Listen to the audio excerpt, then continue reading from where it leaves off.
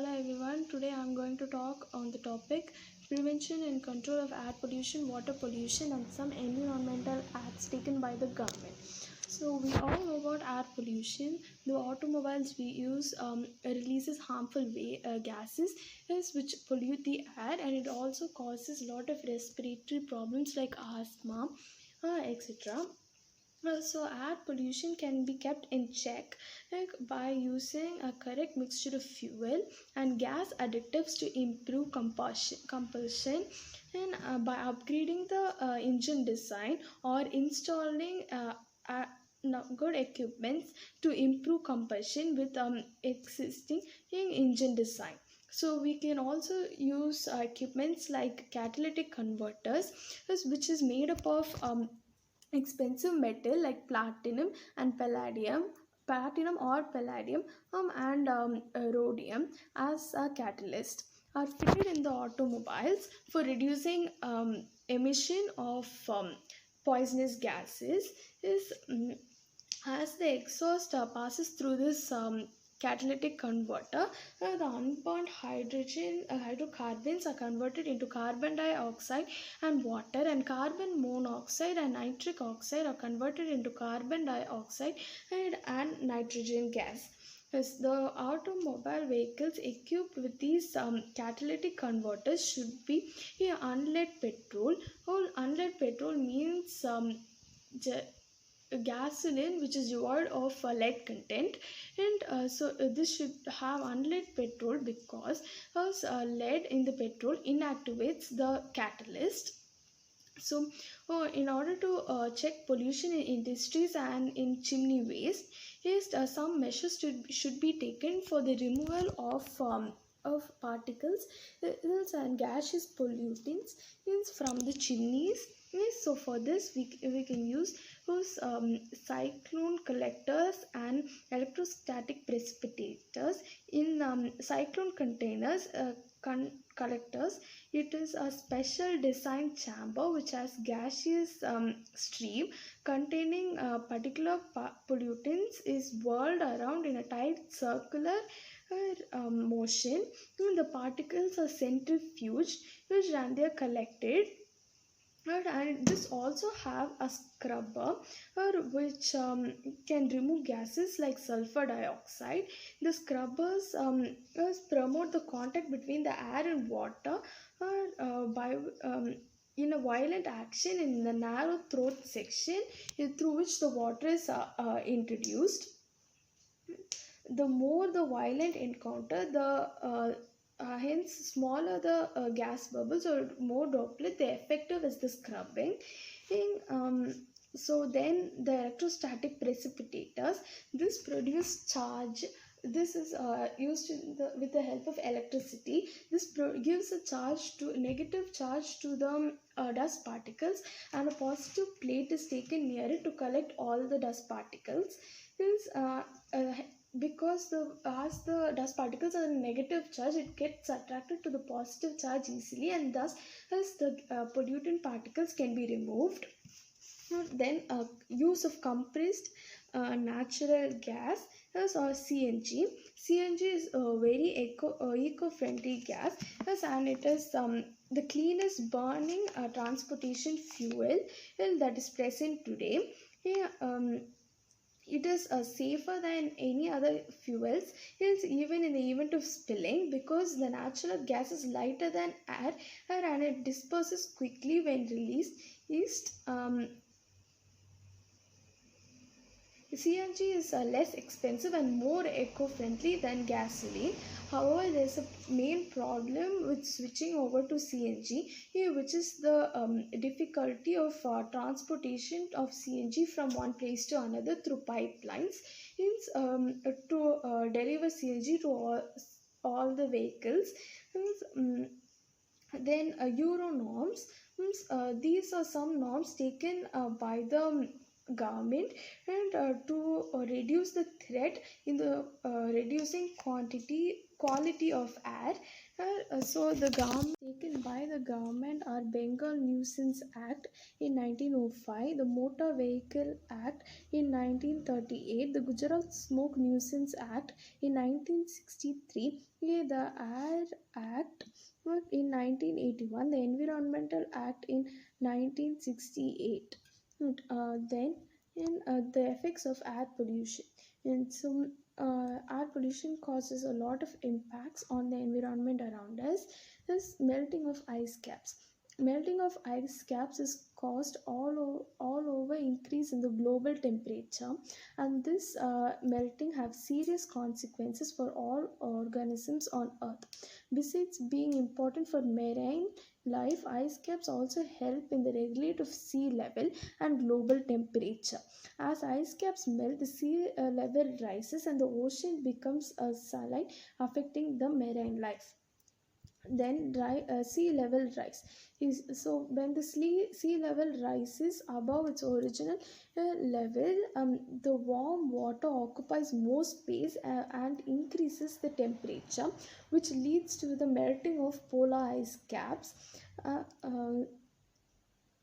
The sea water will invade the coastal areas and will require massive human and economic dislocation in low-lying areas in the world.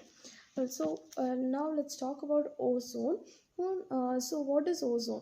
Ozone is a highly reactive molecule combined with three oxygen and naturally occur in low altitude. The layer of ozone is very important to us because it protects us from the harmful UV rays that reaches the earth. So these ozone layers are actually harmed by the chlorofluorocarbons, which react with the O3 molecules of the ozone, and it forms O2 molecules. Then this ozone layer will lose its property of protecting earth from the harmful UV rays of the sun.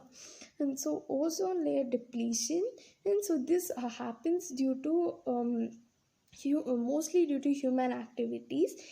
So this leads to the reduction in the density of the ozone layer. And now even over Antarctic, there is a hole in the ozone which cannot be filled by us. So this happens because the ozone layer reacts with chlorofluorocarbons, which are released from aerosol spray cans, polyurethane foams, air conditioners and refrigerators. So this results in the formation of larger ozone hole. Effects of ozone depletion. And so it affects a lot. Ozone depletion affects a lot of things like human health. It causes sunburns, skin cancer, immune system suppression, eye cataracts, inflammable of cornea, also called as snow blindness. On crops, forests and wildlife, reduced crop yield, decreased tree growth, and a disrupted aquatic food web. On air pollution and material, increases acid rain production, increases photochemical smog, disintegration of outdoor paints and plastics. On global warming, possible climate changes due to accelerated warming.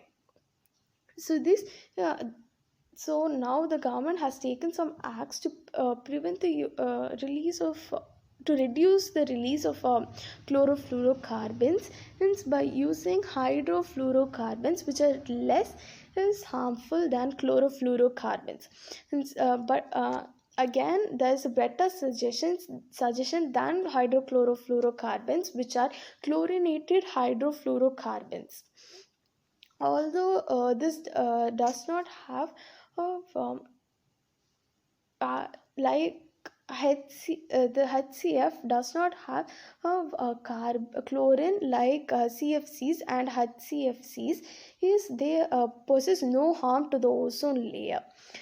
So next, Montreal Protocol. Also, Montreal Protocol on substances that deplete the ozone layer.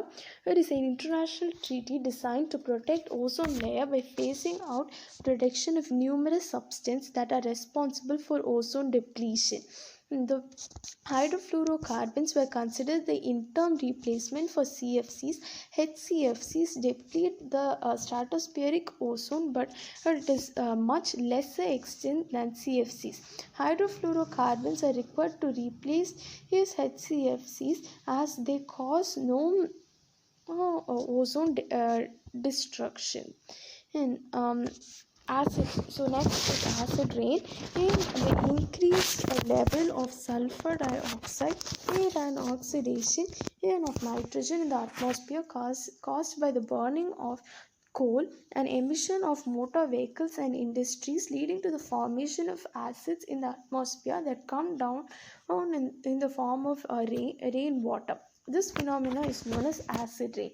Acid rain create complex problems and impacts that are reaching. They increase the acidity, thus affecting the land flora and fauna, causes acidification of lakes and streams, and thus affecting aquatic life, affects crop productivity and human health. Acid rain also corrodes building, monuments, and statues, use bridges, fence, railing, etc. Due to acidity, levels of heavy metals of aluminium, manganese, zinc, lead, and copper in water increases beyond the safe limit. Acid rains are carried away by prevailing winds to other places while precipitation takes place. Thus, oxides produced at one place may affect elsewhere by turning into acid. Next is nuclear. So the next one is nuclear winter.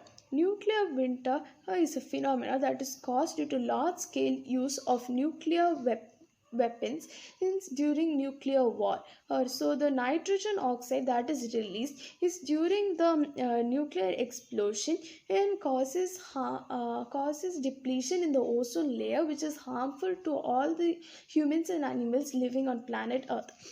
So large amount of dust is kicked up into the atmosphere by the nuclear explosions, and the forest can catch fire due to of nuclear fireballs, and the soot and the smoke can be leaded towards the by the west to east winds, and it forms a uniform belt encircling the northern hemisphere. This thick black clouds can block the sunlight for several weeks, and thus reducing the temperature, and the plants will not be able to do photosynthesis, and thus it has a very bad effect on plants. And this could lead to starvation, exposure, and diseases. The temperature around us will fall and will become extremely cold, and high radiation levels and widespread of destruction of industrial, medical, and transportation infrastructures, is along with the deficiency of food will occur.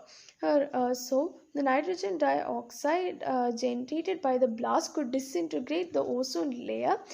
Secondary effect from the ozone depletion would be significant, with the impact on the visibility of stable agriculture crop as well as the distribution of ocean food chain due to killing of planktons. This can actually collapse our entire ecosystem.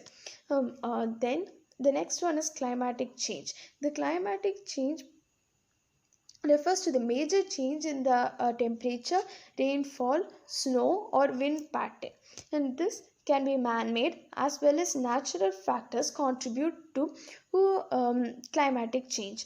Human causes are burning of fossil fuels, else cutting down forests, and developing lands for farms, cities, and roads. These all release greenhouse gases into the atmosphere.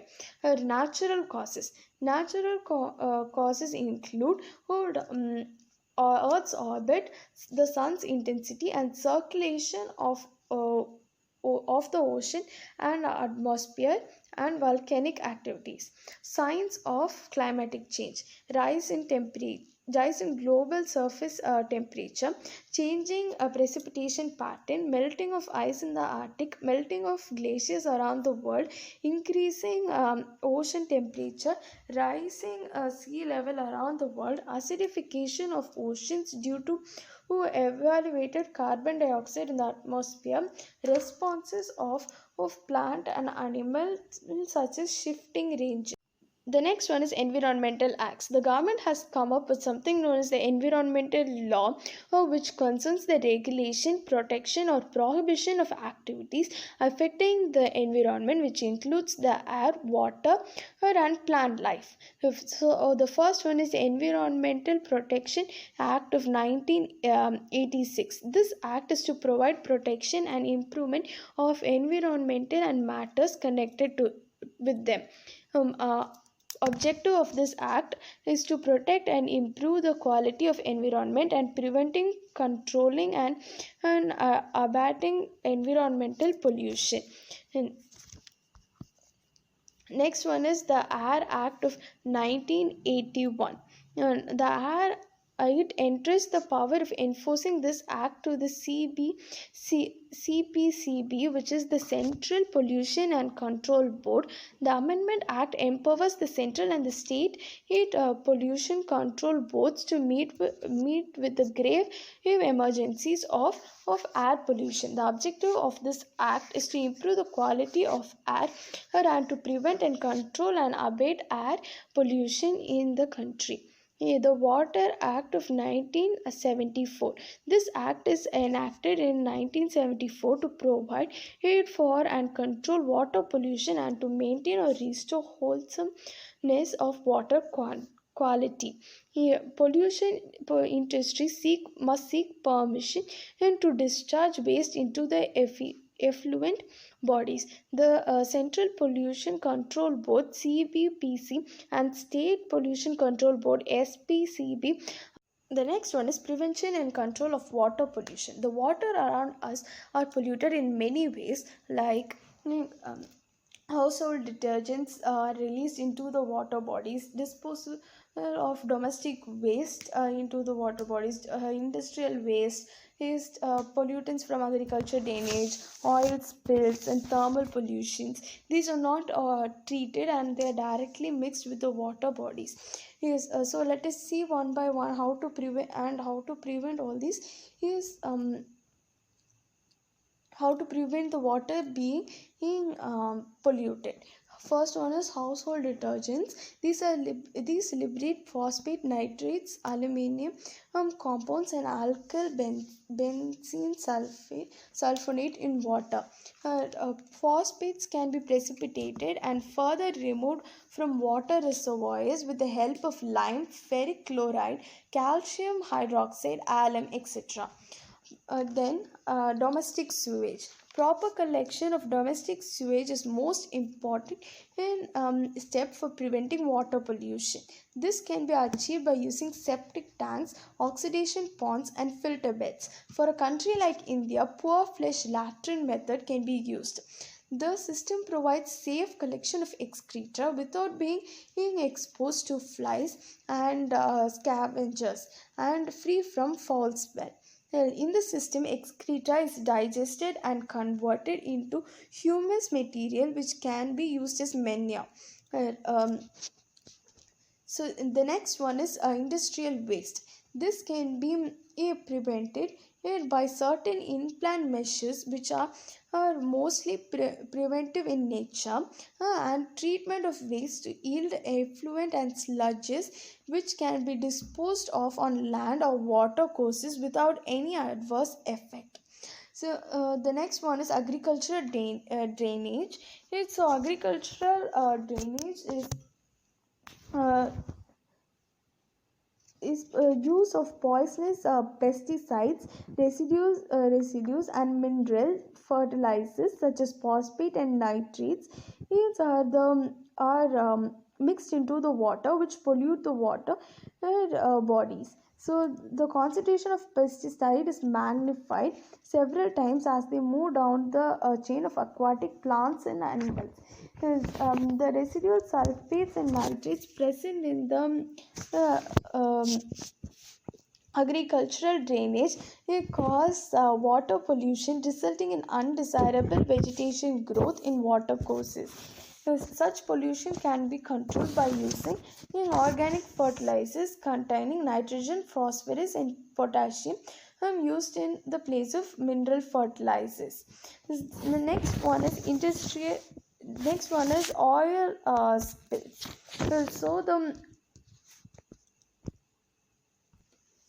So this can occur while oil is taken through ships from one place to another, where there is a major chance of accidents. This can be checked by containment of spilled oil by material which can absorb oil and change its state, right? Or confinement of oil by physical barriers. This removal of oil physically or destroy it disposable by using surface active agents, sinking agents, or burning agents. The best way to combat water pollution by oil is its mechanical removal, such as absorption by straw. So the removal of oil on water by vacuum pumps or skimming is also applied. The application of chemical dispense which break the oil slicks into minute oil particles aid in natural detergents in the efficient practice. So the next one is thermal pollution. Thermal pollution can be checked by upgrading the efficient operation which produces heat. Plants like gas turbine which should be used which do not require water for cooling purposes. Appropriate acts has been enforced from time to time to control water pollution by industries. Some of these acts are water the Water Act in 1974, the Water Cess Act in 1977, the Factories Act, and the Insecticides Act. These acts are implemented through several organizations like central and state pollution boards, chief inspectors um, of factories and insecticides, etc. The main objective of these acts are prevent a pollution at source, encourage development, and apply the best available practically and technical solution, and enable that the polluter pays for the pollution, and control agents forces his protection on heavy polluted areas and rivers, stretches, and involvement of public in decision making. And the next one is eutrophication. Eutrophication is the natural aging of lakes by nutrient enrichment in this of its water. Due to the addition of domestic sewage, waters in lakes, ponds, tanks, and other water bodies become rich in nutrient and thus highly productive. Due to eutrophication, there is a stimulant lubricant growth of algae in the water. They form floating scums and water blooms. Some toxic substances are released by them which are harmful to aquatic plants.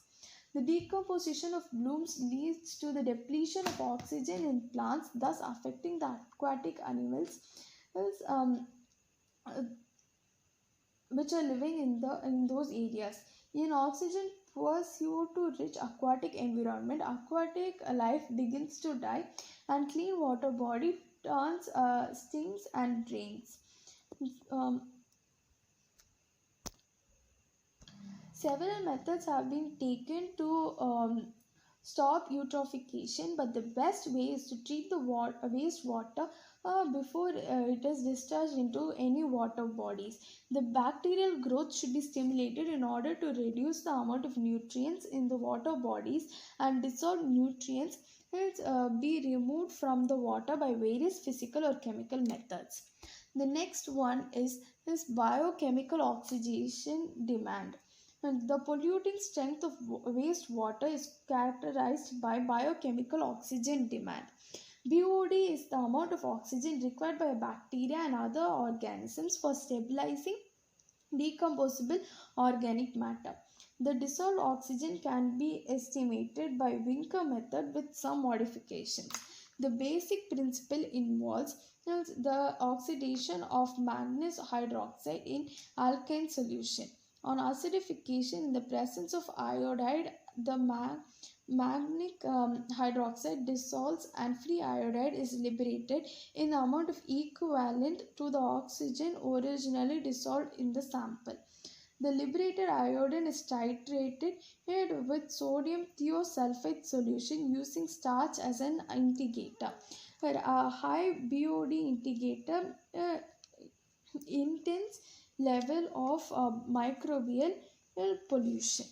The next one is biological concentration of biomagnification. The accumulation of pesticide in various biological system is bioaccumulation. The pesticide application may be infiltrate biological system by the process known as bioconcentration.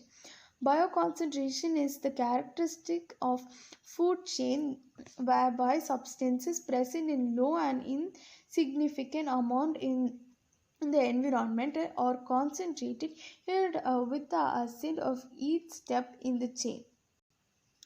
This happens because a toxic substance accumulated by the organism cannot be metabolized or excreted and thus passed on to the next higher trophic level.